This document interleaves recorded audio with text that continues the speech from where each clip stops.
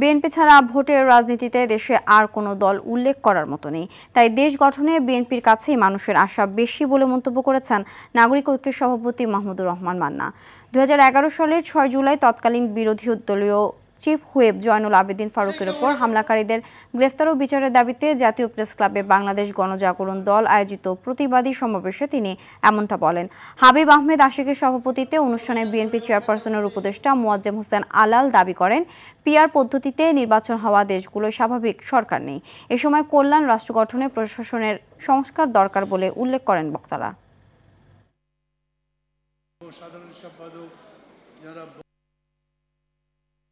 ফেব্রুয়ারিতেই নির্বাচন হবে এবং সেই নির্বাচনে বিএনপি তো জিতবে, আর তো কোনো দল ওরকম নাই।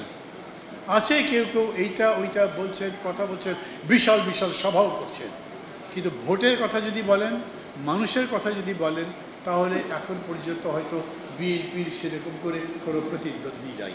পিআর পদ্ধতি পৃথিবীতে যে সমস্ত দেশে আছে, কোনো দেশে একটা স্থিতিশীল সরকার নাই, স্বাভাবিক গতির সরকার নাই।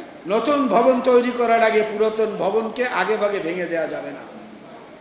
নতুন ভবন তৈরির পরিকল্পনা করেন, সেটাকে কাজ শুরু করেন, তারপরে পুরাতন ভবন ভাঙার চিন্তা করেন।